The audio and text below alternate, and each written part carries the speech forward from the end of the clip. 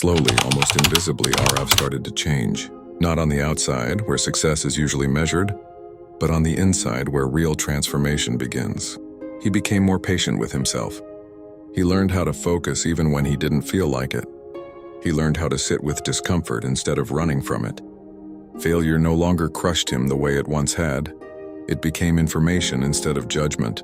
He stopped asking why things were unfair and started asking what he could improve. This shift didn't make life easier, but it made him stronger. A year passed, then another. To everyone else, Aarav still looked ordinary. Same clothes, same routine, same quiet presence. But beneath that ordinary surface, something solid was forming. He had built habits that didn't depend on mood. He had learned how to work without validation. He had learned how to trust effort even when results were delayed.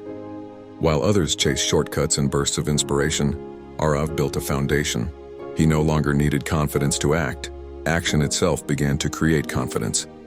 Opportunity eventually arrived, as it often does, disguised as something small. An exam most people ignored. A chance others thought wasn't worth the effort. The old Aarav would have skipped it, telling himself it didn't matter. But this version of Aarav showed up prepared.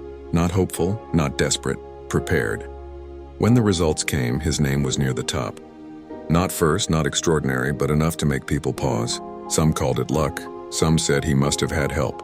Very few acknowledged the years of quiet work that led to that moment. Praise followed, and with it came a new danger: comfort. For the first time, people spoke to him differently. They listened, they asked for advice. They assumed he would succeed. It felt good, but it also felt unfamiliar.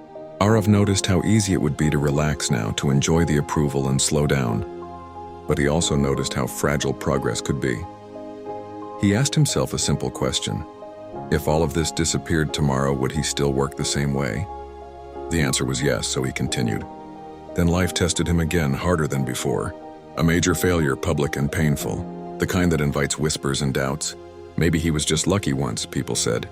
The old Aarav would have been crushed by that. This Aarav felt the pain, but he didn't break. He had failed before, he knew the path forward.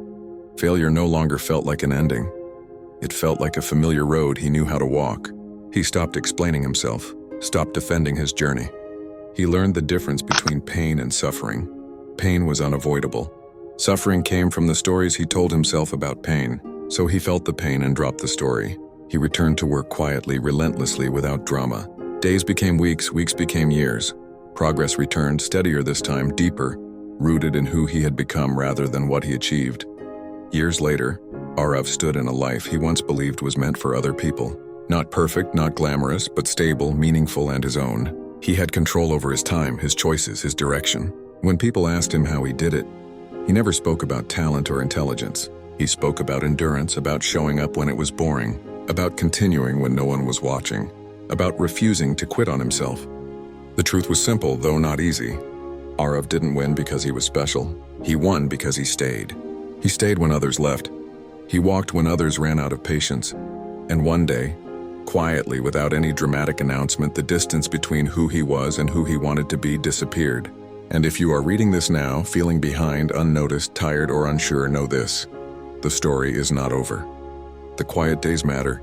The unseen effort matters. The person you are becoming in silence matters. You don't need to be the fastest or the loudest. You just need to keep walking, because the world has a strange way of rewarding those who refuse to stop. Even when no one is clapping,